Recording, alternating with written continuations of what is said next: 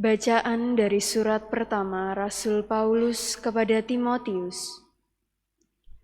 Saudaraku terkasih, sabda ini benar dan patut diterima sepenuhnya, yaitu bahwa Kristus Yesus telah datang ke dunia untuk menyelamatkan orang-orang berdosa. Dari antara mereka itu, akulah yang paling berdosa.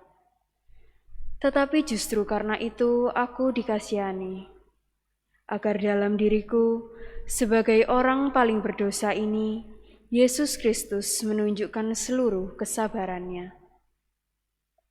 Dengan demikian aku menjadi contoh bagi mereka yang kemudian percaya kepadanya dan memperoleh hidup yang kekal.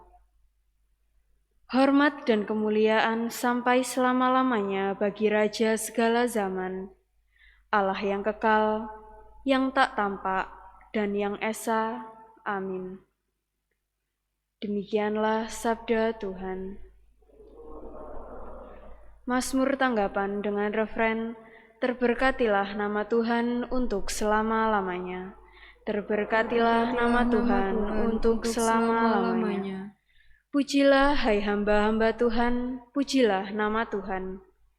Kiranya nama Tuhan dimasyhurkan sekarang dan selama-lamanya.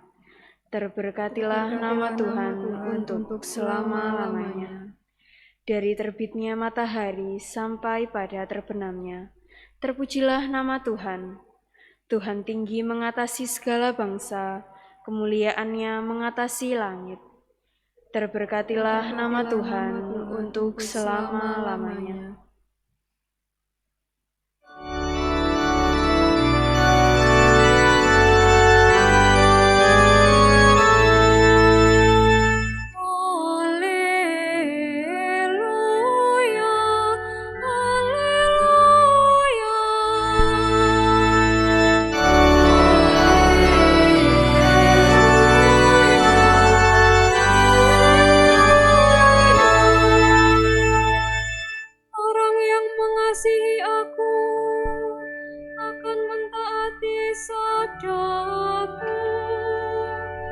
Bapakku akan mengasihi dia, dan kami akan datang kepadanya.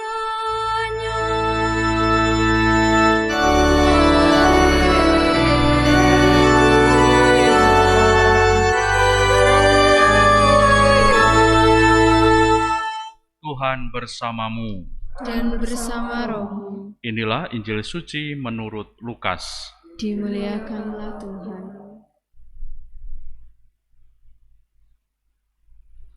Yesus menyampaikan wejangan ini kepada murid-muridnya.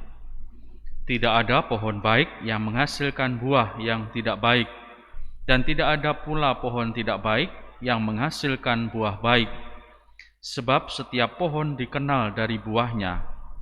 Karena dari semak duri orang tidak memetik buah ara, dan dari duri-duri orang tidak memetik buah anggur. Orang yang baik mengeluarkan barang yang baik dari perbendaharaan hatinya yang baik, tetapi orang jahat mengeluarkan barang yang jahat dari perbendaharaan hatinya yang jahat, sebab yang diucapkan mulut meluap dari hati.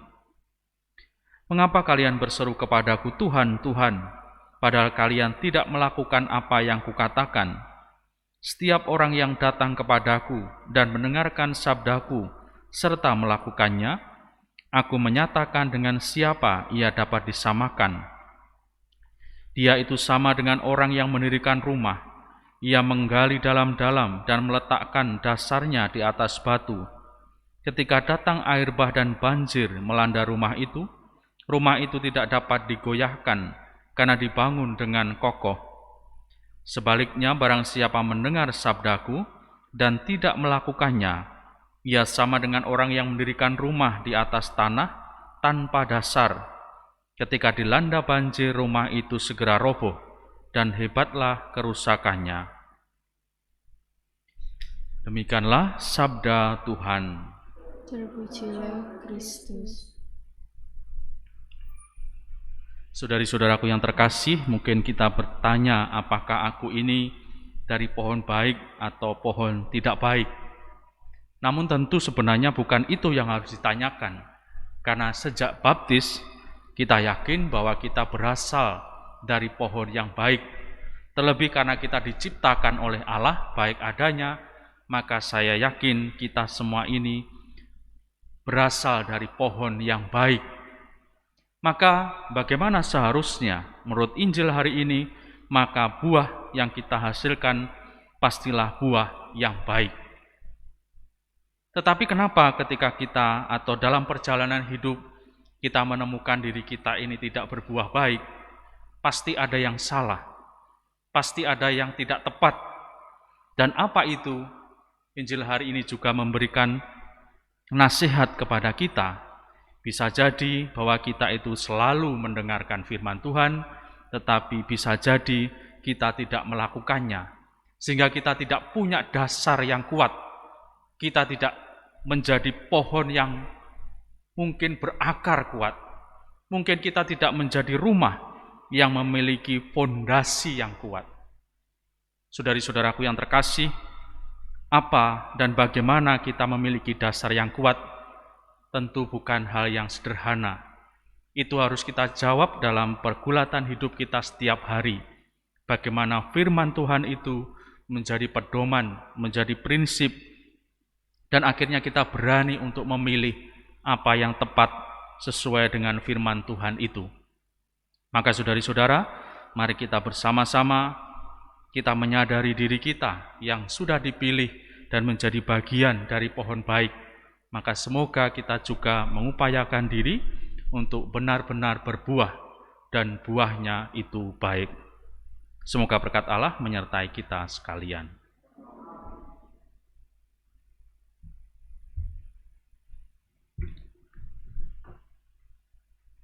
Mari kita doakan doa arah dasar 2021.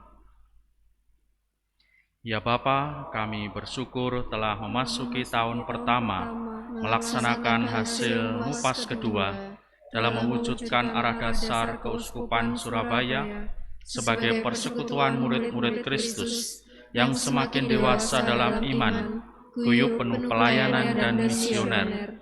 Tuhan Yesus Kristus di tengah keprihatinan menghadapi pandemi COVID ini, bersama suka duka, kecemasan dan pengharapan masyarakat, kami hendak mengenali diri-Mu lebih sungguh-sungguh dan menangkap misteri keselamatan yang Kau wariskan melalui perutusan gereja-Mu yang kudus.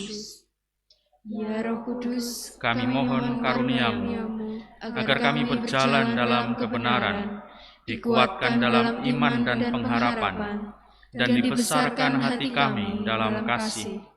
Jiwailah diri kami, baik secara pribadi maupun persekutuan, dengan semangat solidaritas, kerjasama, dan saling menyelamatkan.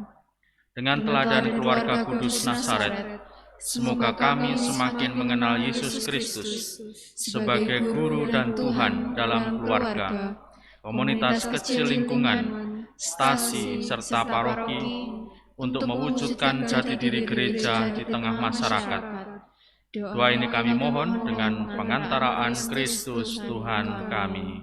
Amin. Mari kita lanjutkan dengan persiapan persembahan.